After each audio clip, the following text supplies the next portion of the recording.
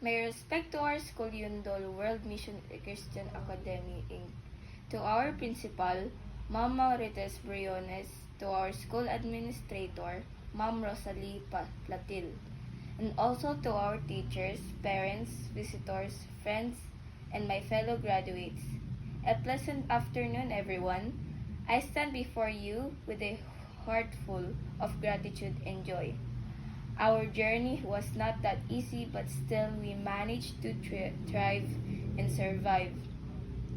It is my profound honor to have this opportunity to express my sincere thanks to everyone who played an important role in my journey.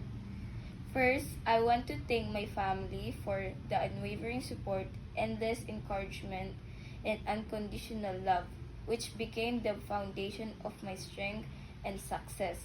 To my brother, thank you for being there with me as my comforter. You have believed in me even when I doubted myself, and for that I am so grateful.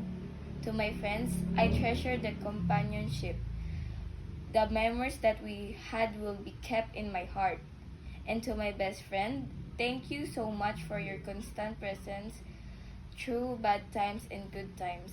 To my teacher who became my mentor, especially to Ma'am Love, Ma'am Liway, Ma'am Rose, Ma'am Elise, and Sir Edmond. Your wisdom, guidance, and patience have shaped me to become a better person. You have imparted not only knowledge but also values and principles that guide my actions. Thank you so much.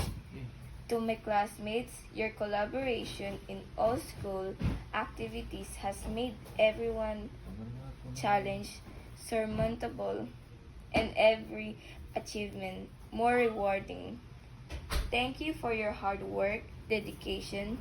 I will never forget the memories we had shared.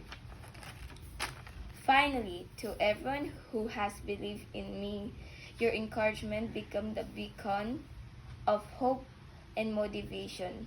As I look forward for the future, I carry with me the gratitude and appreciate. I am deeply thankful for the friendships we have. Thank you so much and God bless us all.